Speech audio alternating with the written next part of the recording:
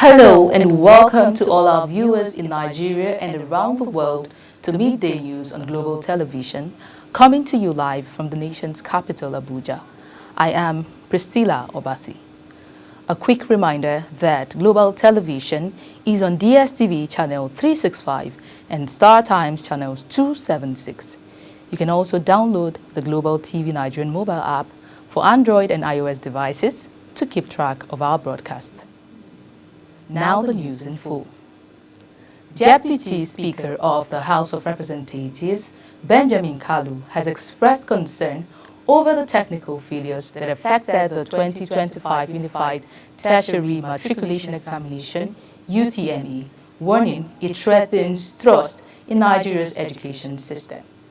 At a press briefing in Abuja, Kalu praised the board's registrar, Professor Isaac Oloyede, for admitting the errors impacting nearly 380,000 candidates in South, East and Lagos and offering receipt opportunities. Queen Abba has the details. Deputy Speaker of the House of Representatives, Honorable Benjamin Kalu, however, noted that technical investigations revealed that a critical system patch was not installed at 157 centers, causing thousands of results errors. He further added that an independent audit by Educare technical team confirmed the issue, tracing over 14,000 faulty records to affected centers. However, we must recognize that these measures, while necessary, do not erase the trauma, disruption, and uncertainty experienced by our young people and their families. The Deputy Speaker therefore proposed a 5-point reform plan, a full technical review, independent system audit, protection for affected candidates, transparent results data release, and stricter system monitoring. It is imperative that candidates from the Southeast and Lagos who have actually borne the brunt of these failures are not further disadvantaged. JAMB must provide a clear, accessible mechanism for remark and appeal, especially for those dissatisfied with the hurried receipt or who experienced technical difficulties once more during the second sitting. Furthermore, coordination with WAEC and other examination bodies must continue to ensure that no candidate academic progression is impeded by scheduling conflicts between the examination bodies. He assured candidates of National Assembly oversight while urging JAMB to restore public trust and prevent future lapses. For Global Television, Queen Agaba reporting. Meanwhile, the Joint Admission and Matriculation Board has announced it will release the result of 379,000 candidates who sat for the rescheduled Unified Tertiary Matriculation Examination, UTME, on Wednesday. The board spokesperson, Dr. Fabian Benjamin, confirmed the receipt results will be released. Receipt was conducted between Friday and Monday following widespread complaints of technical human errors during the initial UTME, which significantly impacted candidates' performance, especially in Lagos and the Southeast. In Imo State, the Renewed Hope Initiative has empowered women, youth, and young farmers with tools, seedlings, and financial support, all in a bid to boost food production and job creation. The event was held in Owerri with Barrister Chioma Uzodinma, representing Nigeria's First Lady and National Chairman of Renewed Hope Initiative, Senator Oluremi Tinubu. Amarachi Ibe reports. The Ndubisi Carlo Square in Owerri, the state capital, came alive as the Renewed Hope Initiative flag off its agricultural support program for Imo State. Representing the First Lady, Barrister Chioma Uzodinma, wife of the Imo State Governor, led the distribution of farm tools, seedlings, and cash support to hundreds of beneficiaries, including women, youth, and body farmers. She highlighted the initiative's commitment to reducing hunger, creating jobs, and empowering families through agriculture. I express my deep appreciation to Her Excellency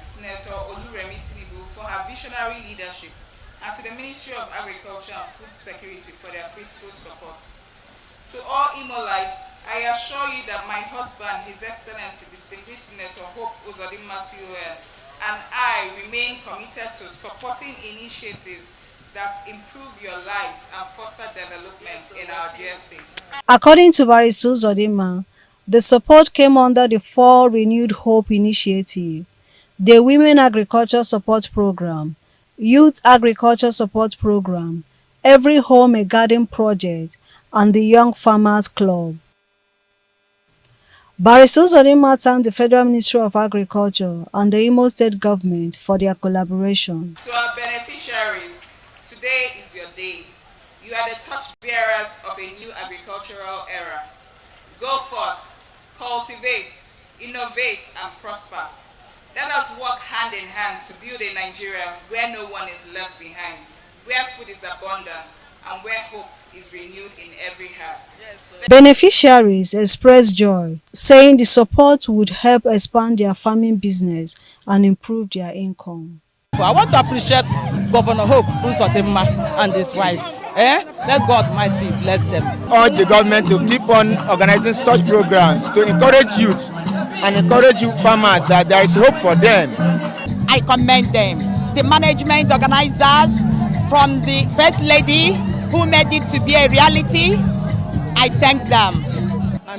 The initiative is part of First Lady's broader vision to use agriculture as a tool for economic empowerment and national development. From Owerri, Amarachi Ibe, reporting for Global TV News. The Minister of Water Resources and Sanitation, Engineer Joseph Uzef, says the government is planning to construct the Nsi Hausa Dam in Adamawa State to serve as a buffer to perennial flooding from the release of water from Lac-Dove Dam when opened by the Cameroonian authorities. The minister said during the 2025 ministerial press briefing that his ministry is conducting a study and designed to protect Nigerians from such release, noting that the government has approved funds for the construction of a Lao Dam in Borno State that caused loss of lives and properties after it has suffered some damages. The National Senior Secondary Education Commission says the implementation of the new national benchmark for senior secondary schools in Nigeria will be completed within 9 months. The national minimum standards for senior secondary education in Nigeria developed by the Commission were approved at the 68th National Council on Education held from October 7 to 10, 2024.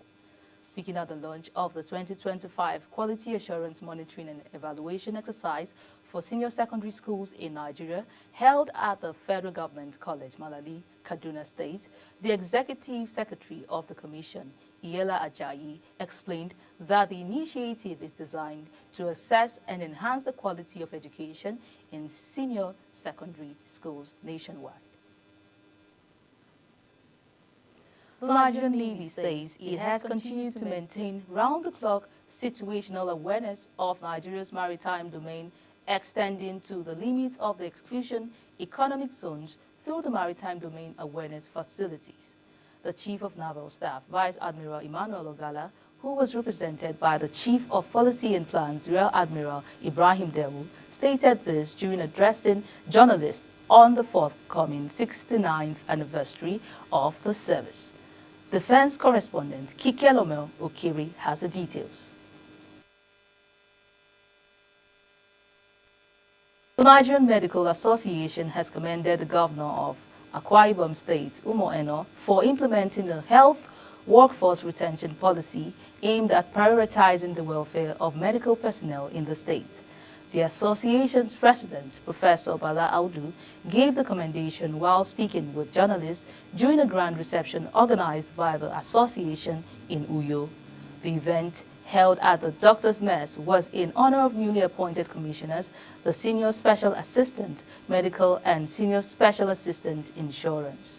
Professor Audu emphasized the importance of prioritizing the welfare of doctors to enhance retention across all levels of government.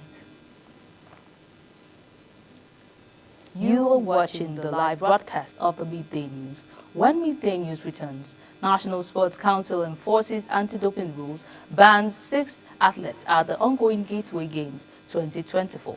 Details coming shortly, plus foreign and sports stories on the other side of this break. Please stay tuned.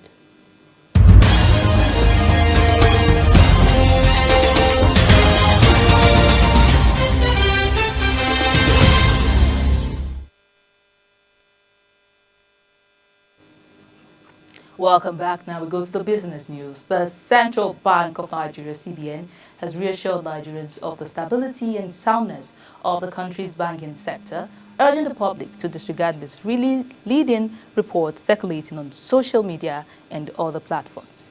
In a statement issued by its Director of Corporate Communications, Mrs. Hakama Sidi, the Apex Bank stated that the attention of the CBN had been drawn to certain publications containing false information about the operations of a regulated financial institution.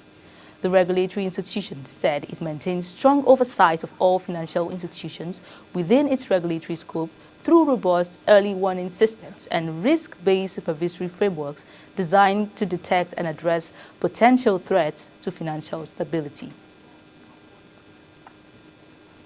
The federal government has stated that Nigeria's capital market plays a pivotal role in its drive to achieving $1 trillion economy by 2030.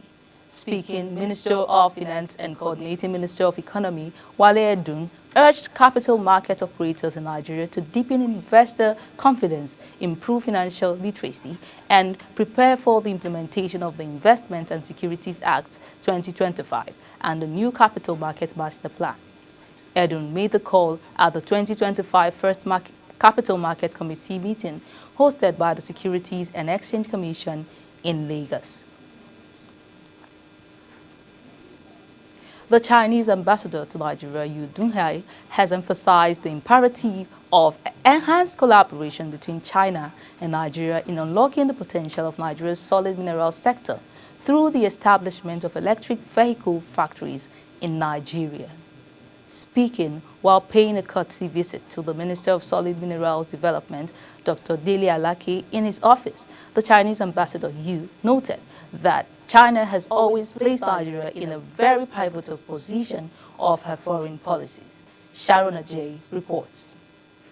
Recalling the recent high-level engagement between President Bola Tinubu and Xi Jinping during Tinubu's state visit to China, the Chinese ambassador Yu Dunhai noted that both leaders agreed to elevate bilateral relations to a comprehensive strategic partnership, creating new opportunities for cooperation. The ambassador noted that the embassy and the Chinese government have always admonished Chinese companies operating in Nigeria to abide by rules and regulation, implement corporate social responsibility, and adhere to environmental and safety standards, stressing that the Chinese authorities have zero tolerance for illegal mining, signifying their readiness to work with Nigerian governments to bring suspected corporates to justice.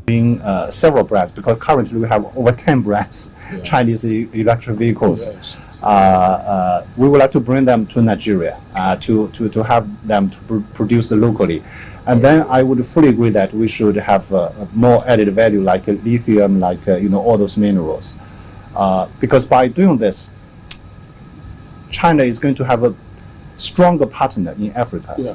The Minister of Solid Mineral, Dr. Dele Alake, acknowledged that most Chinese firms in Nigeria operate within legal and regulatory frameworks. He, however, expressed concerns over the actions of a few operators tarnishing Chinese image, referencing a recent viral video involving a Chinese national allegedly bribing local security agents. The minister also highlighted the impact of the mining machines established to combat illegal mining, affirming that the outfit that sent the right signal in the sector raised awareness about the menace and has consequently improved compliance to regulation by both local and foreign operators. We have an upsurge in the production of electric vehicles here.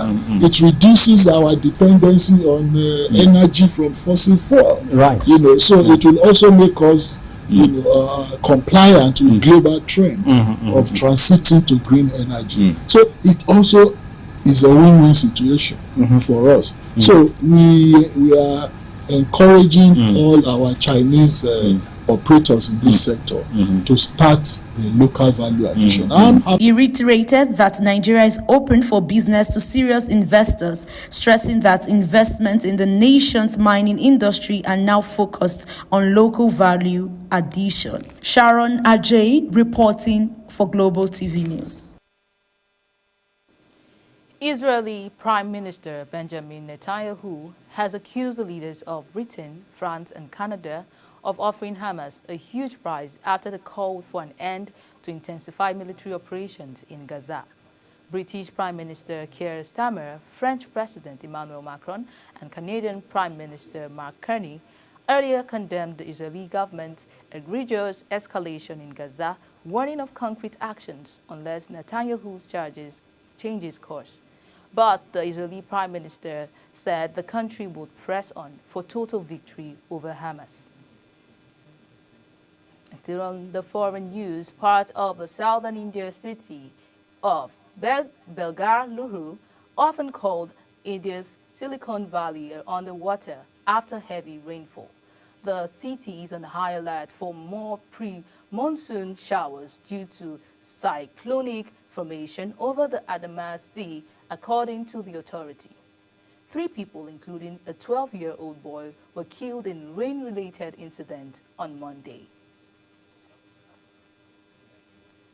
And in sports, Nigeria boxer Cynthia Ogunsemilore and Dolapo Omole, as well as 4 other athletes, have been banned from competing at the 2024 National Sports Festival in Ogun State as they are currently serving doping bans. The National Sports Commission issued a caution that registered athletes with anti-doping issues cannot compete for scoring medals at the ongoing National Sports Festival, tagged the Gateway Games 2024. Victor Osimhen has celebrated Galatasaray's record-extending 25th Turkish Super League title with a bold declaration following their comprehensive 3-0 victory over Kayserispor on Sunday. Osimhen continued his remarkable scoring streak, netting his 7th goal in a 6th game to help the Istanbul Giants secure a league crown with 2 matches to spare. The emphatic win moved Galatasaray 8 points clear of Jose Mourinho's Fenerbahce, commanding their bitter rival to a 4th consecutive season as runner-up. Agne Postecoglou can end Tottenham's 17th-year trophy drought by winning the Europa League final against Manchester United, but even victory in Babylon on Wednesday night might be enough to save him from the sack. Beating United to break the silverware curse and earn a place in the next season's Champions League will be a significant moment in Tottenham's recent victory. And that is it on Global TV Midday News. A quick reminder that Global Television is on DSTV, Channel 365 and Star Times Channels 276. Kindly follow us across all social media platforms, now showing on your screen, using @GlobalTVNG. You can also download the Global TV Nigerian app for Android and iOS devices to keep track of our broadcast. I am Priscilla Obasi. Thank you for watching.